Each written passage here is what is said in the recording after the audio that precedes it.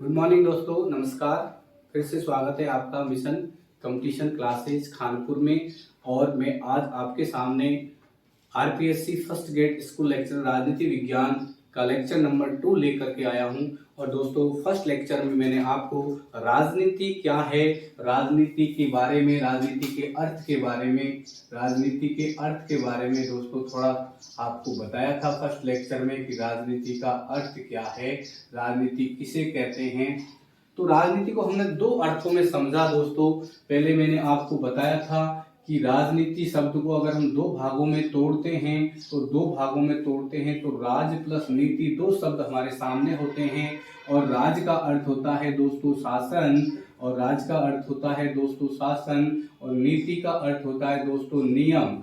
यानी कि नियम अनुसार शासन ही दोस्तों क्या है, राजनीति है। यानी कि अगर देखा जाए कि अगर किसी विशेष उद्देश्य को प्राप्त करना हो तो एक निश्चित समय पर उचित कार्रवाई के द्वारा जो उद्देश्य की प्राप्ति का जो साधन है उसे हम राजनीति की संज्ञा दे सकते हैं। कुछ आम लोगों का मानना, आम धारणा में अगर देखा जाए तो राजनीति जो शब्द है उसको लोग बहुत घृणास्पद शब्द के रूप में इस्तेमाल करते हैं। लोगों का मानना है कि राजनीति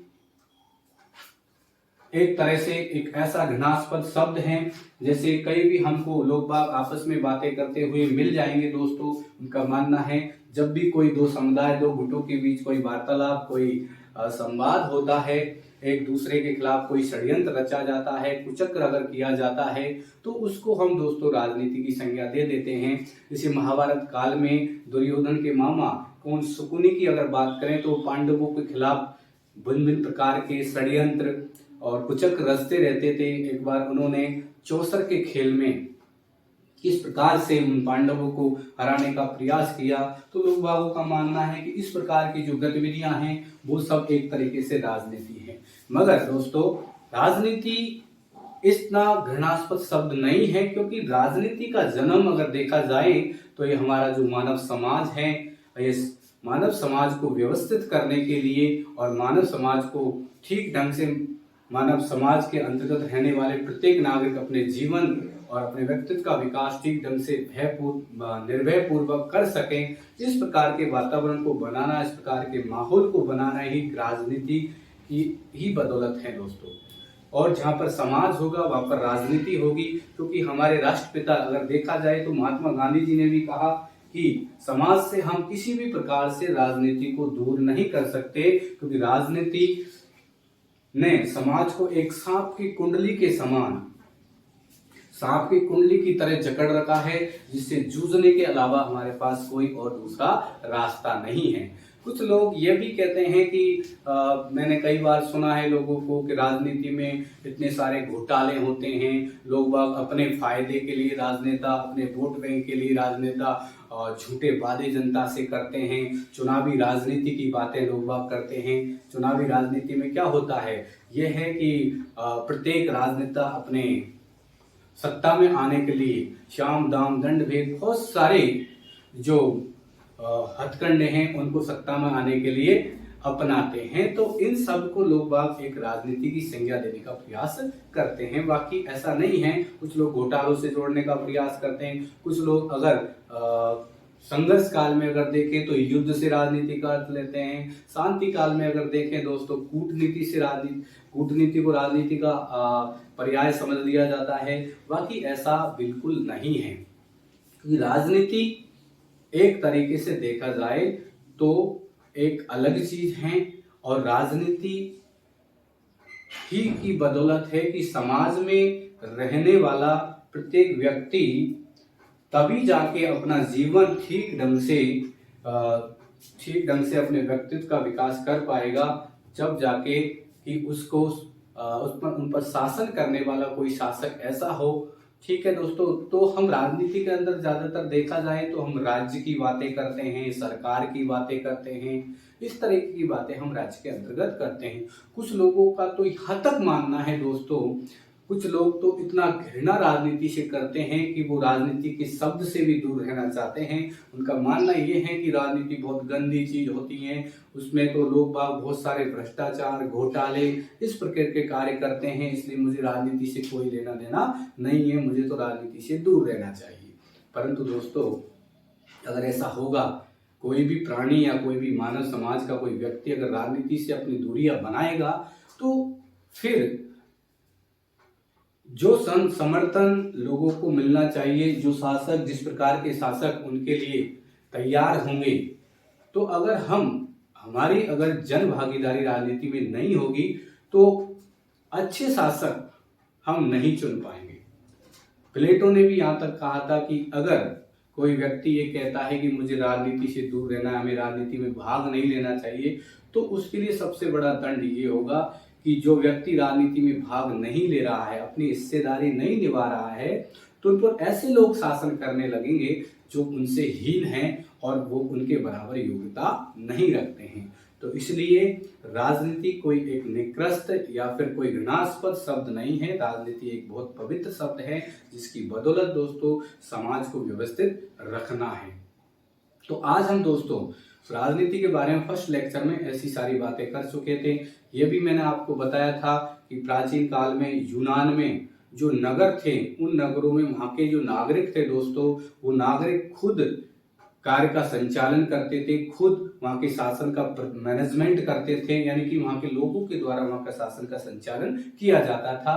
तो राजनीति की एक परिभाषा, एक अर्थ के बारे में अगर बात करें तो सबसे पहले दोस्तों मैं आपको बता चुका हूं कि पहली बार पॉलिटिक्स जो पुस्तक है, हमारे राजनीतिक विचारक जो हुए अरस्तु, उन्होंने पहली बार पॉलिटिक्स पुस्तक में राजनीति शब्द का प्रयोग किया है। वैसे अगर देखा जाए तो अंग्रेजी के पॉलिटिकल शब्द का हिंदी पर्याय दोस्तों क्या है, राजनीति है, जो यूनानी या फिर ग्रीक शब्द यूनानी या ग्रीक शब्द पोलिस से बना है, जिसका अर्थ होता है नगर या राज्य।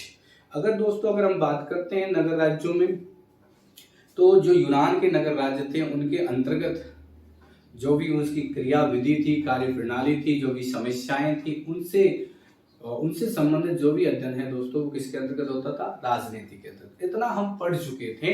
अब उसके बाद आज हम आपके सामने जो दूसरा लेक्चर लेके आए हैं दोस्तों, वो ये लेके आए हैं कि राजनीति की व्याख्या के विविध दृष्टिकोण, यानी कि कुछ अगर दृष्टिकोणों की बात करें, जैसे उदारवादी है दोस्तों, मार्क्सवादी है और समुदायवादी, ये कुछ विचारक हैं जिनका अपने अपने इन्होंने मत दिए हैं और इन्होंने अपने अपने अलग अलग दृष्टिकोण या अपने नजरिए प्रस्तुत किए हैं।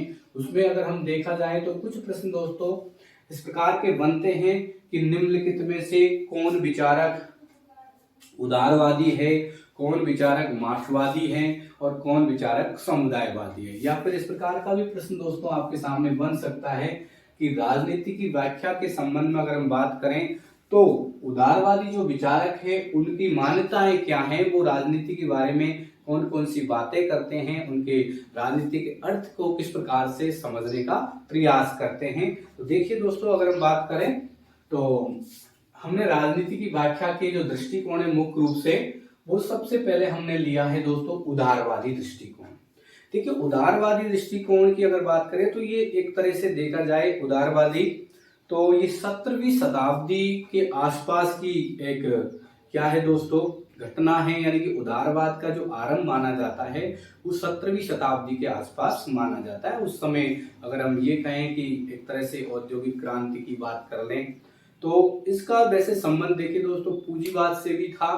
पूंजीवाद का मतलब ये था कि उदारवाद में ज्यादातर अगर देखा जाए तो उदारवाद में ज्यादातर व्यक्ति की स्वतंत्रता की बात की गई थी दोस्तों।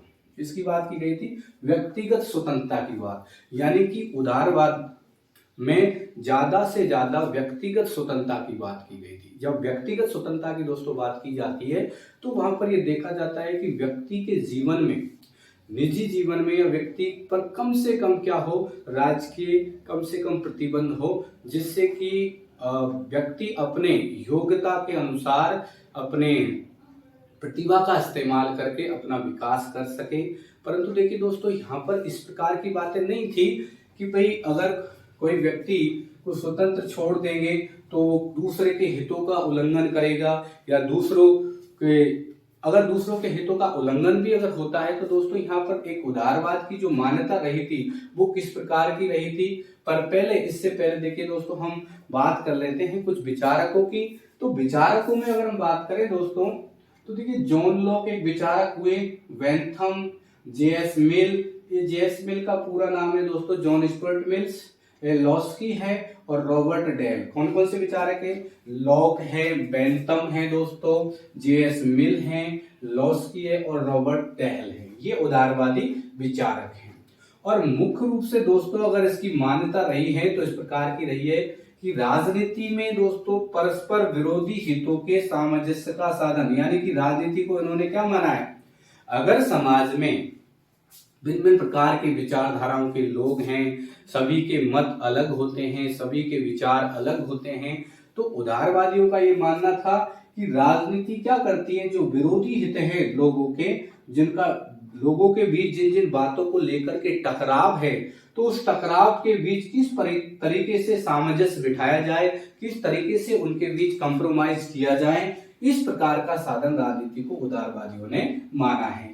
तो पहला स्टेटमेंट है दोस्तों इनका, राजनीति परस्पर विरोधी हितों में सामंजस्य का क्या है, साधन। परस्पर विरोधी हितों से आप सब जानते हैं कि समाज में रहने वाले व्यक्ति जितने भी हैं, जितने भी नागरिक हैं, सबके हित अलग अलग हैं, सबके विचार अलग अलग हैं, सबका लक्ष्य अलग अलग है, सबके उद्देश्य अलग अलग हैं।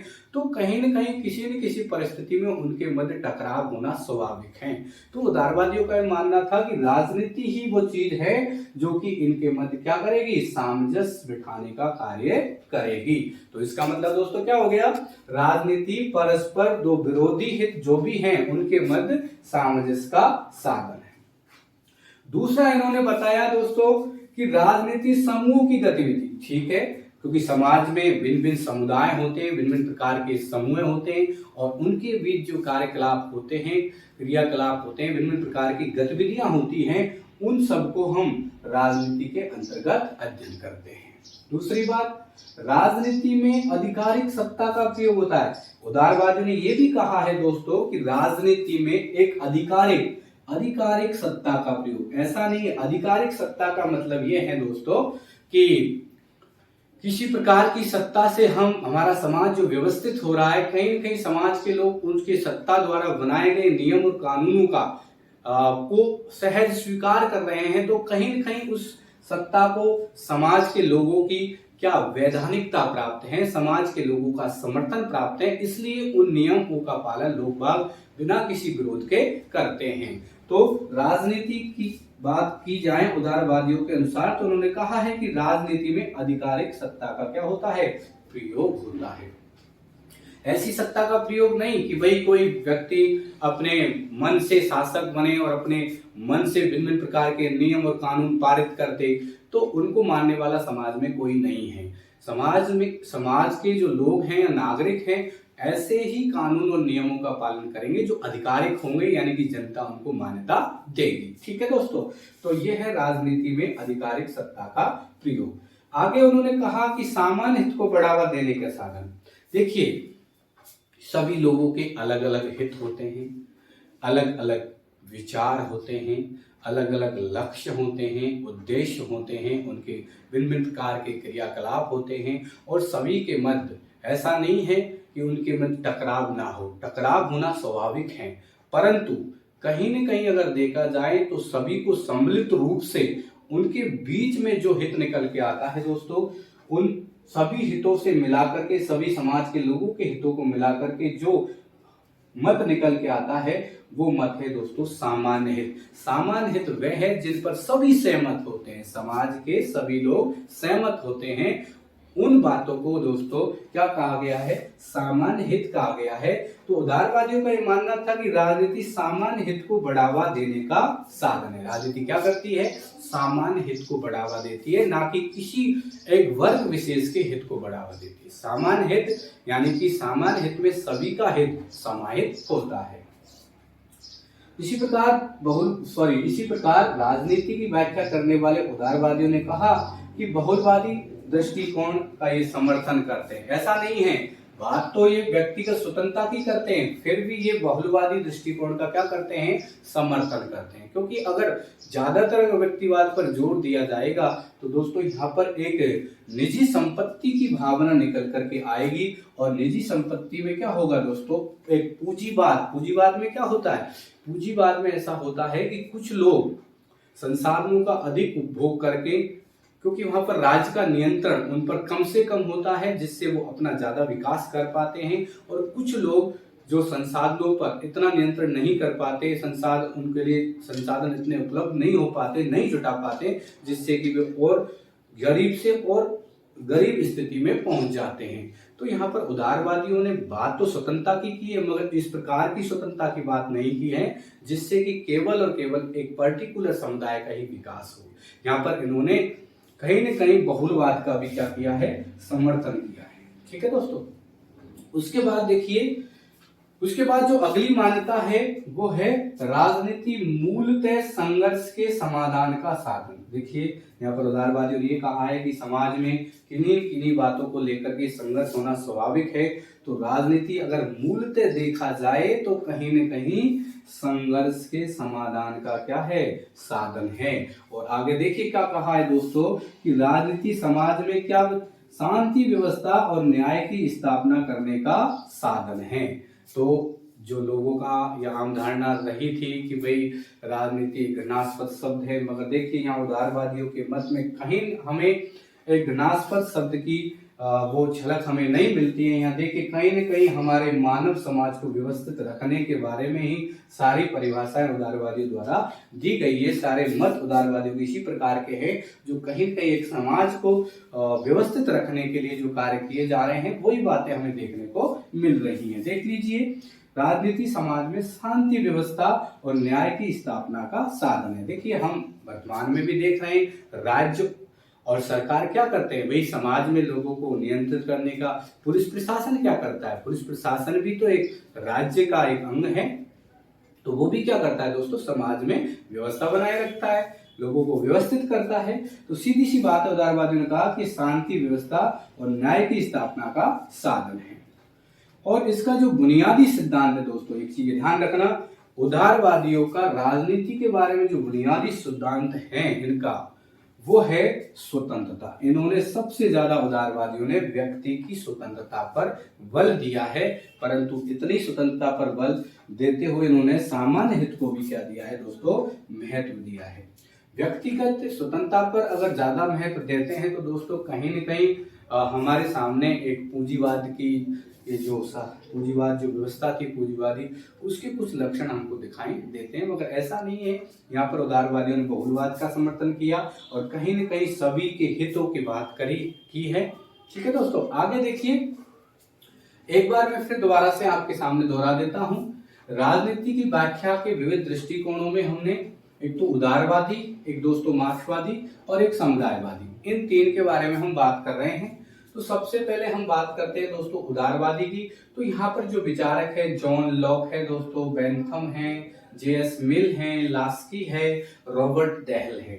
इनकी मान्यता देखिए, इन्होंने कहा कि राजनीति परस्पर विरोधी हितों में सामंजस्य का साधन है। दूसरी मान्यता थी कि राजनीति समूहों की क्या होती है, गतिविधि होती है। तीसरी इन्होंने कहा कि राजनीति में आधिकारिक सत्ता का क्या होता है, प्रयोग होता है। चौथा इन्होंने कहा दोस्तों कि सामान्य हित को बढ़ावा देने का साधन राजनीति है। उसके बाद उन्होंने कहा कि हम एकलवादी दृष्टिकोण से बाहर निकल के किसका समर्थन करते हैं, बहुलवादी दृष्टिकोण का समर्थन करते हैं। उसके बाद इन्होंने जो मेन बात कही कि राजनीति मूलतः किसका, संघर्ष के समाधान का साधन है। उसके बाद इन्होंने कहा दोस्तों कि राजनीति समाज में शांति व्यवस्था और न्याय की स्थापना का साधन है। और इसका जो बुनियादी सिद्धांत है दोस्तों स्वतंत्रता, क्योंकि हम जानते हैं कि क्योंकि उदारवाद जो है उसका अगर अंग्रेजी देखा जाए तो है लिबरलिज्म, यानी कि लिबरलिज्म जो शब्द है ना दोस्तों, अगर उसकी बात करें तो लैटिन भाषा के लिबर शब्द से बना है। किससे बना है, लिबर से, और लिबर का अर्थ होता है स्वतंत्रता। तो उदारवादियों ने ज्यादा से ज्यादा व्यक्तिगत स्वतंत्रता की बात की है, परंतु उन्होंने बहुलवाद का भी समर्थन किया है। और राजनीति को उन्होंने एक तरह से न्याय व्यवस्था, शांति व्यवस्था समाज में स्थापना करने वाला साधन उसको माना है। आगे देखिए दोस्तों, मार्क्सवादियों के बारे में हम मान्यताएं क्या हैं, समुदायवादी किस प्रकार से राजनीति का अर्थ लेते हैं, मार्क्सवादी किस प्रकार से राजनीति का अर्थ लेते हैं, उसके बारे में हम अगले लेक्चर में डिस्कस करेंगे। परंतु हम यहाँ आपको थोड़ा सा बता देते हैं कि मार्क्सवादी जो विचारधारा थी उसको देने वाले और उसके समर्थक विचारक कौन कौन हैं। देखिए, कार्ल मार्क्स विचारक हुए जर्मनी में, तो इनके एक साथी थे, दोस्त थे, उनका नाम था एंजेल्स या एंगल्स, कई जगह एंगल्स भी लिखा हुआ है। उसके बाद लेनिन हुए, उसके बाद ग्राम्सी और माओ। तो ये क्या है दोस्तों, मार्क्सवादी विचारक है। और इन्होंने एक तरीके से देखा जाए तो मार्क्सवादियों का तो मानना ये था कि राजनीति केवल और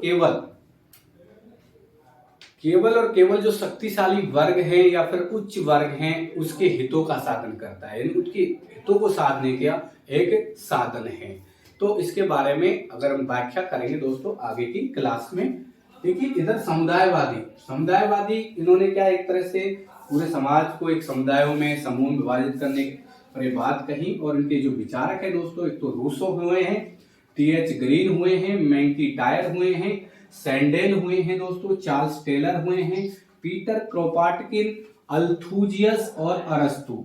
ये सारे व्यक्ति समुदायवादी हैं। समुदायवाद का मतलब ये है कि संपूर्ण समाज भिन्न भिन्न समुदायों में बटा होता है। तो देखिए दोस्तों, यहाँ से जो प्रश्न बनेगा वो इस प्रकार का बन सकता है कि निम्नलिखित में से कौन से विचारक समुदायवादी नहीं है या फिर कौन से विचारक उदारवादी है या नहीं है, या फिर कौन से विचारक मार्क्सवादी है या नहीं है। तो हमें ये ध्यान रखना है, जॉन लॉक, बेंथम, जे.एस. मिल, लॉस्की, रॉबर्ट डेल ये उदारवादी विचारक हैं। कार्ल मार्क्स, एंजेल्स, लेनिन, माओ, ग्राम्सी ये दोस्तों कौन से मार्क्सवादी विचारक हैं। और समुदायवादी विचारों की बात करें तो Rousseau, Green, McIntyre, Sandel, Charles Taylor, Peter Kropotkin, Althusius, अरस्तु। तो इस प्रकार से हमने ये लेक्चर सुना। अब देखिए दोस्तों, ये जितनी भी बातें अगर आपके कुछ समझ में आया हो दोस्तों, तो मैं ये नहीं कहूंगा कि आप मेरे, बहुत सारे लोग कहते हैं कि भाई आपके कुछ समझ में आया नहीं आया, आप मेरे चैनल को सब्सक्राइब करना, ये करना, वो करना। देखिए दोस्तों, आपको अच्छा लगे, आपकी अगर अंतरात्मा आवाज दे तो आप चैनल को सब्सक्राइब करना, बाकी कोई दिक्कत नहीं है दोस्तों, हम हमारा कर्तव्य कर रहे हैं। थैंक यू, जय हिंद।